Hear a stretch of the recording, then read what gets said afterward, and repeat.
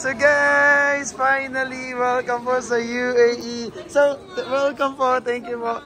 So guys, finally, Miss Roa is in Dubai. Welcome po sa UAE. So guys, yeah. So guys, dalawa yung client na sinundo natin. So isa doon kay Russell at ngayon si Ate Rova. So Ate Rova, by the way, katulad ng mga Filipino natin gusto magtrabaho dito sa UAE, paano nyo muna nakita yung company? Ano po kasi yung employer ko po, yung naghahanap sa agency na sir. Ako lang naman yung nalaman niya na tungkol sa tapos tinitingnan nila sa POA kung accredited ba ng Tapos nung pagkakita ng employer ko na accredited, so parang napanatag na. Napanatag dito ko lapit po kayo sa akin. Pero paano nyo po, yung employer nyo po ba dating employer nyo na yan? Nagpa-part-time po ako sa kanya noon. Dati po noon. Pero so, paano kayo nagpo-part-time nasa Pilipinas kayo? Ex-OFW po ba kayo? 6 years po ako dito. 6 years kayo dito. Umuwi lang ako, may problema sa amin. Apo, lapit po kayo. Apo. Ngayon, hindi na ako makabalik kasi nga first visa yung ginagamit ko. Tapos, yun, na-upload ako noong una. Naghanap ako, na lang ako ng employment visa. Oh my God, so na-upload kayo nung una na tourist visa. So, ano yung naramdaman nyo nung na-upload kayo? Depressed. Ba talaga ba? Depressed. Siyempre nga, ang laki-laki ng gasto namin tapos walang nangyari. Opo. So, yung employer nyo po yung gumastos nung una? Hindi. Yung sa una, yung sa visit visa kami. Opo. Yung sa ngayon dito po tayo. Wag po kang gagalaw. Okay po. So, yung ano nyo po, yung tourist visa kayo po ang gumastos nung una. So, nung sa employment na po, sa employer na po lahat. So, paano nyo kinontak sa employer? Siyempre, nasa Pinas na kayo. Or ang... Sa WhatsApp po. Pero buti ang bait niya na kayo talaga yung gustong kuhanin ulit. So, kaya... So, ano po yung magiging trabaho nyo doon? Ano po, sa maker, artificial flower maker. Wow! Ang galing naman, artificial flower maker. So, yun yung magdi-design po kayo mismo. By the way po, kamusta naman po yung process from Philippines po papunta dito? Napaka-smooth lang po ba? Grabe, sobra. Dito na kayo. Hindi sa sa pagbubuhat ng bako, pero walahin.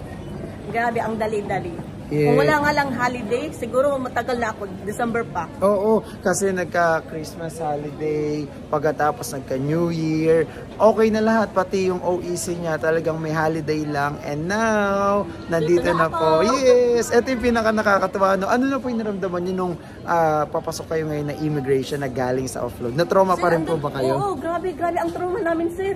Diyos ko, bakit nandito na naman kami? Bakit pinapapirma na naman kami? Diyos ko, anong gagawin? Baka ma-offload na ma-upload na naman.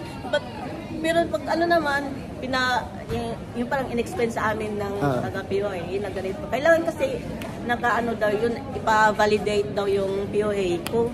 Opo. Kaya pumunta ako yun sa POA, tapos balik na naman ako sa kanya. Yun, okay na.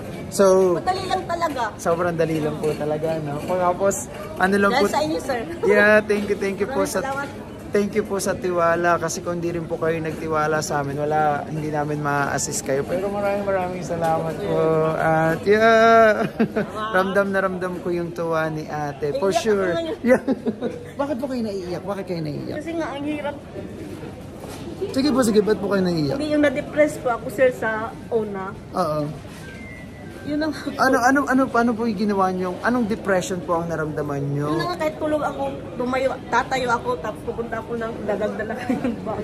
Seryoso? As in, ganun yung nangyari sa inyo na parang kahit na-offload na kayo, nandun na kayo sa bahay, kukunin nyo pa rin yung maleta nyo? Ating gabi, tatayo ako, kukunin ko yung bag kasi ma-offload, maiwan ako ng flight.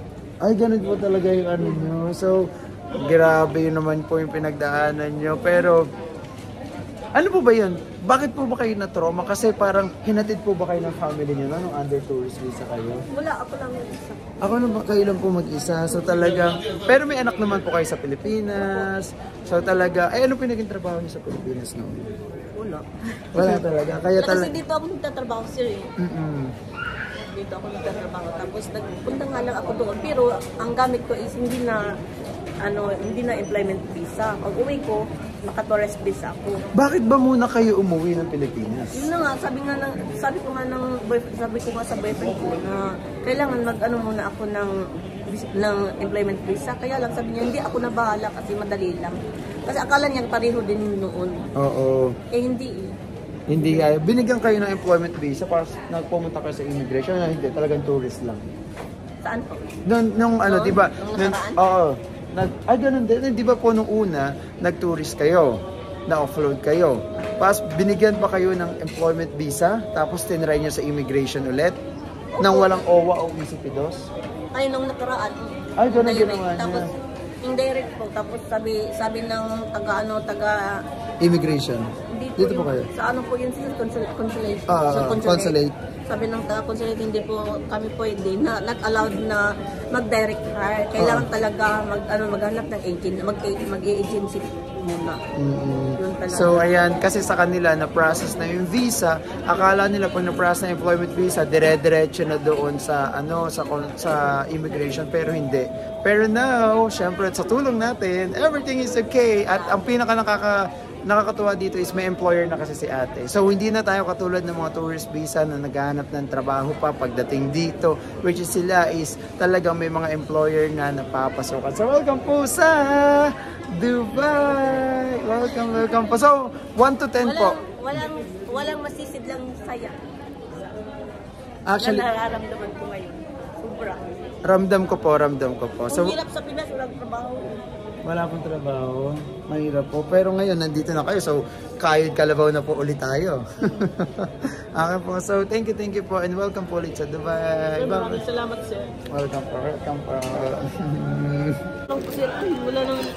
Bakit po hindi naman po ako nag-ask ng gift? Pero meron pa po kayong dala. Oh, thank you so much po. Oh, guys, ayun na nga, nakakatuwa. At yung mga client natin is nakarating na dito sa United Arab Emirates. Katulad ni ate, naramdam ko talaga yung tuwa, saya sa kanyang mga muka at sa kanyang labi na talagang napaka-successful na nangyari sa kanya papunta dito. So guys, I suggest sa mga tao, mayroon namang employer dito sa United Arab Emirates at gustong pumunta on the legal way, you can contact us, send us message on WhatsApp. And dito sa baba ng description ng video na to kung saan nyo kami pwedeng kontakin. Huwag na po kayo masyado mag-tourist visa pagkatapos maghanap ng trabaho dito. Mas okay kung meron na kayong employer pagkas willing kayong kuhanin sa Pilipinas and we're going to do the legal way process. Okay, so see you guys here in the UAE. Thank you so much.